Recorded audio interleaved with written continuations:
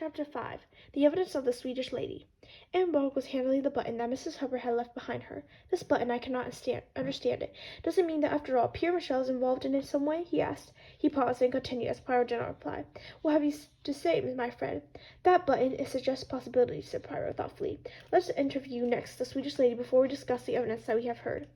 He sorted through the pile of passports in front of him. "Ah, here we are. Greta Olsen, age 49.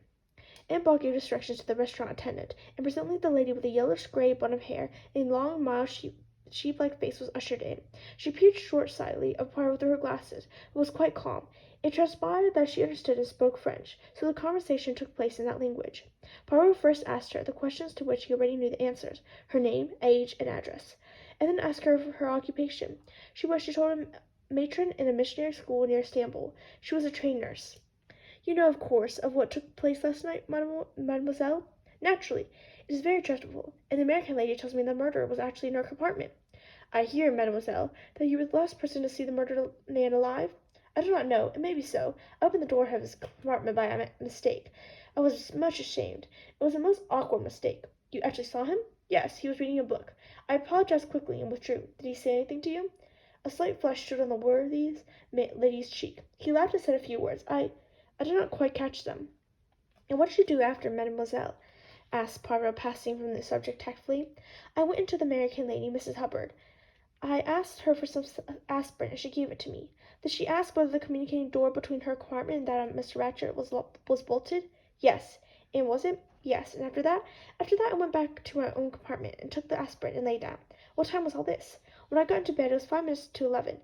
I know because I looked at my watch before I wound it up." "Did you sleep quickly?" "Not very quickly. My head got better, but I lay awake some time." "Had the train come to a stop before you went to sleep?" "I do not think so. We stopped, I think, at a station just as I was getting drowsy." "That would be Minkowski.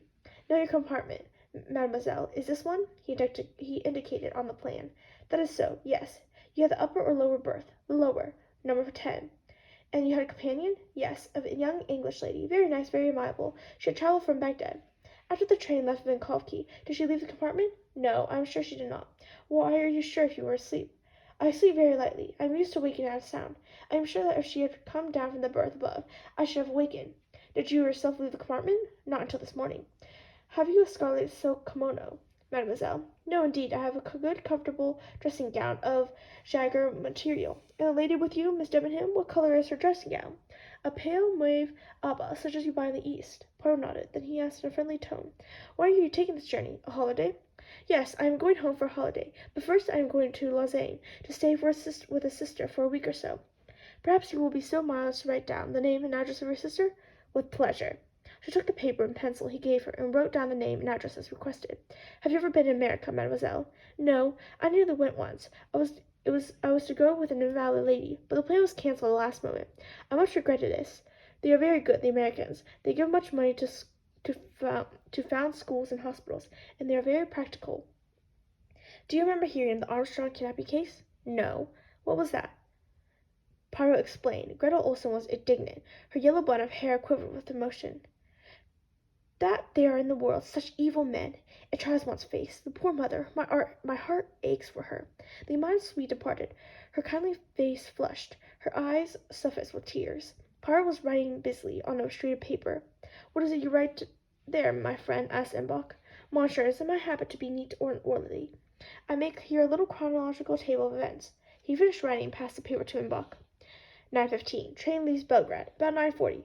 Valet leaves Ratchett with sleeping draught beside him. About 10. McQueen leaves Ratchett. About 10:40. Greta Olsen sees Ratchett last seen alive. N.B. He was awake reading a book.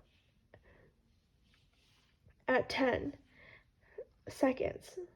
At 10 minutes, train leaves Vinkovki late. 30 minutes later.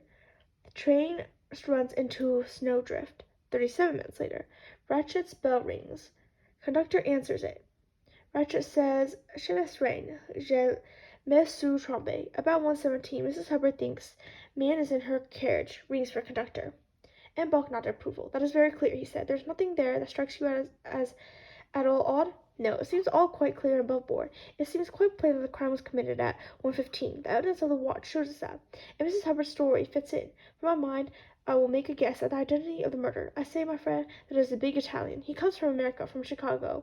And remember, an Italian's weapon is a knife, and he stabs not but once several times. That is true. Without a doubt, there is a solution of the mystery. Doubtless he and this Ratchet were in this kidnapping business together. Cassetti is an Italian name. In some way, Ratchet did on him what they call the double cross. The Italian tracks him down, sends him warning letters first, and finally revenges himself upon him in a brutal way. It was all quite simple. Poirot shook his head doubtfully. "It is hardly so simple as that, I fear," he murmured. "I am convinced it is the truth," said Embuck, becoming more and more enamored of his theory. "And what about the valet with the toothache, who swears the Italian never left the compartment?" "That is the difficulty." Poirot twinkled. "Yes, it is annoying, that. Unlucky for your theory, extremely unlucky for our Italian friend, that Ratchet's valet should have had the toothache." "It will be explained," said Embuck with magnificent certainty. Poirot shook his head again. "No, it is hardly so simple as that," he murmured again.